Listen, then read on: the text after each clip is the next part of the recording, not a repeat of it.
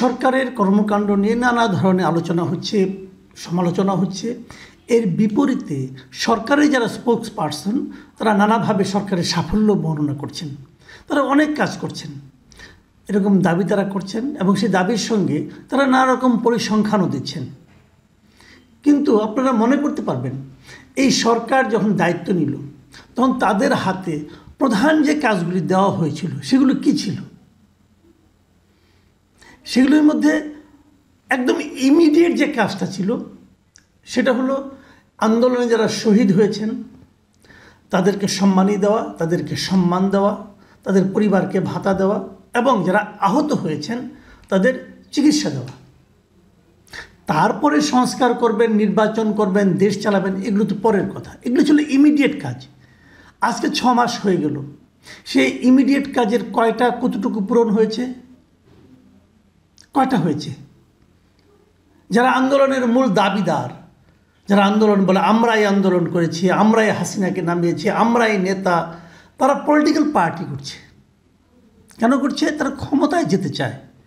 2-1 জন ক্ষমতায় যেয়ে বসেও আছেন, ওখানে বসে বসে তারা নানা ধরনের জ্ঞানের কথা বলছেন।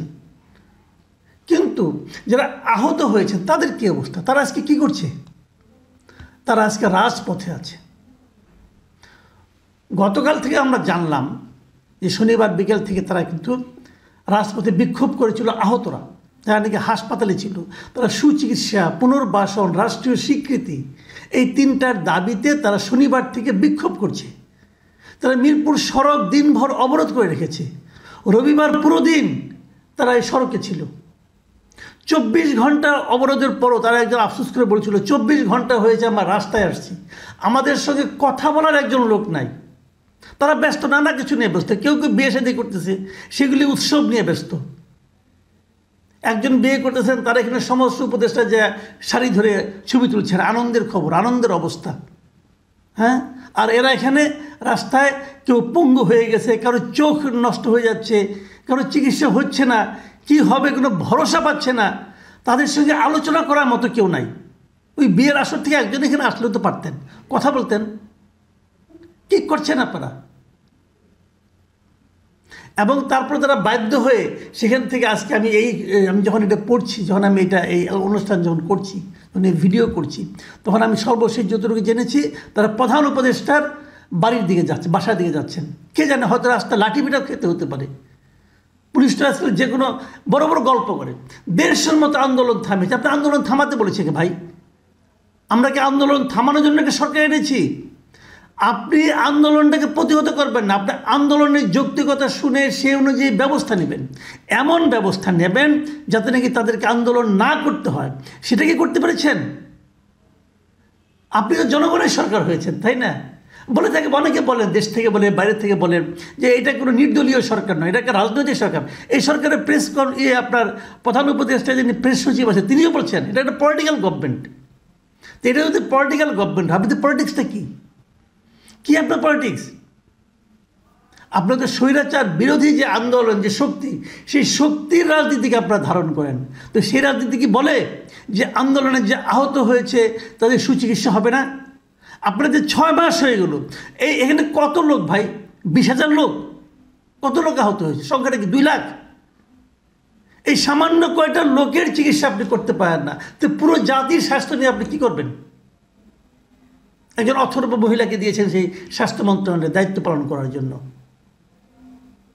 হচ্ছে নাকি দেশে? এই প্রশ্নের জবাব কে দেবে? আচ্ছা, আহতদের কথা না হয় বাদ থাক, আমি এখন একটু যারা নিহত হয়েছেন এই জুলাই আন্দোলনে একটু তাদের কথা বলি। তারাও কিন্তু শনিবার দিন বিক্ষোভ করেছেন। তারা কোথায় করেছেন? প্রেস ক্লাবের সামনে করেছেন। প্রেস ক্লাবের সামনে তারা জানিয়েছেন, একটা প্রেস কনফারেন্স করেছেন তারা, এবং সেই প্রেস কনফারেন্স থেকে তারা জানিয়েছেন যারা শহীদ হয়েছে এই জুলাই আন্দোলনে তাদের পরিবারগুলোর কোনো রকম খোঁজখবর অন্তর্বর্তীকালীন সরকার নিচ্ছে না। তারা স্পষ্টভাবে বলেছে, এবং তারা এটা বলেছেন তারা মানবেতর জীবনযাপন করছেন এবং তাদের সঙ্গে কেউ কোনো যোগাযোগ বন্ধ করছে না।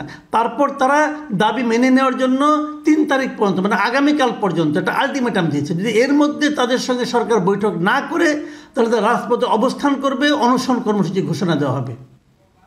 4 তারিখে তারা এই ঘোষণা দেবে। এখন আপনি ভাবেন কেমন হবে দৃশ্যটা, যে যাদের জীবনের বিনিময়ে এই সরকার ক্ষমতায় গেল, যাদের জীবনের বিনিময়ে তারা ক্ষমতায় বসলো, যারা কখনো চিন্তাও করেনি তারা উপদেষ্টা হবে, মন্ত্রী হবে, যাদের রক্তের বিনিময়ে তারা গেল, তাদের পরিবার সদস্যরা কেমন আছে তারা কোনো খবর নিচ্ছে না। অথচ এটা কমিটমেন্ট ছিল, এটা নিয়ে কাজ করবে এই ধরনের তারা অঙ্গীকার করেছিল, শুরুর থেকেই অঙ্গীকার ছিল। সে অঙ্গীকারে কী হলো? সবাই ভুলে গেল তো তাড়াতাড়ি, তাদেরই সরকার ভুলে গেল। এই হলো আমাদের দেশ এখন, এই হলো আমাদের এই অন্তর্বর্তীকালীন রাজনৈতিক সরকার। অন্তর্বর্তীকালীন রাজনৈতিক সরকারের রাজনীতি নিয়ে আমরা কি ভাবতে পারি? কতদূর যাবে এরা? এদের মূল লক্ষ্য হলো এখন যে ঠেলে ঠুলে কতদিন ক্ষমতায় আরও থাকা যায়, তারা মনে হয় এই ধান্দা এখন আছে, এবং নির্বাচনকে কত পেছানো যায়। তারা নাকি সংস্কার কর্মসূচি করবে। কোথায় সংস্কার হচ্ছে?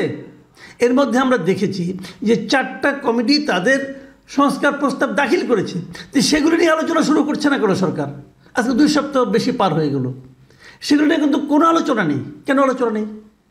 আলোচনাগুলো শুরু করেন, যত দেরিতে শুরু করবেন তত দেরিতে এগুলো সমাধান হবে। তাহলে আগেই গেলে শুরু করছেন না, এরপর আরও সংস্কার আসবে, তো সবগুলো নিয়ে তো আপনি আস্তে আস্তে এরকম রয়ে আসে যদি কাজ করা শুরু করেন তাহলে তো আর কোনো কাজ হবে না। এগুলি করতে করতে আপনার 3-4 বছর কেটে যাবে। আর এর মধ্যে আপনারা নানা ধরনের উদ্বোধন করে মোটামুটি একটা ভাব নেবেন। আপনাদের মন্ত্রীরা হেলিকপ্টারে যাবে শীত বস্ত্র বিতরণ করতে। বাহ, কি আনন্দ, কি মজা! লটারিতে পাওয়া মন্ত্রিত্ব খুব মজা লাগে না? প্রিয় দর্শক, আমি আসলে চূড়ান্ত রকম হতাশ। ডক্টর ইউনূস এগুলো দেখেন কিনা, বোঝেন কিনা, তাকে এগুলো কোনোভাবে টাচ করে কিনা, এই যে নিহতদের কান্না, তাদেরকে নিহতদের আত্মীয় স্বজনের যে কান্না, এটা ডক্টর ইউনূসকে টাচ করে কিনা, আহতরা যে হুইল চেয়ার নিয়ে তার বাসা দিকে অগ্রসর হচ্ছেন, এতে উনি বিরক্ত হচ্ছেন, আনন্দিত হচ্ছেন, না কি হচ্ছেন, এটাও তো বুঝতে পারছি না। উনি তো আবার শান্তিতে নোবেল পুরস্কার পেয়েছেন, যে এখানে কোথায় শান্তি এটাই তো ধরতে পারছি না। প্রিয় দর্শক, এরই মধ্যে অনেকে বলে থাকেন আমি নাকি সরকারের খালি সমালোচনাই করি। আমি আবারও বলি, ভাই, সমালোচনা করে কাউকে বাড়তি কোনো সুবিধা দেওয়া আমার লক্ষ্য নয়। আমার লক্ষ্য একটাই, যে সাধারণ মানুষ কি ভাবছে সেই কথাটা আমি উচ্চারণ করতে চাই।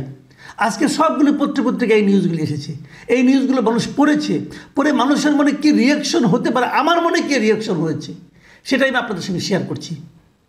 এবং যিনি সরকারে থাকবেন আমি তো প্রশ্নটা তাকেই করব, তাই না?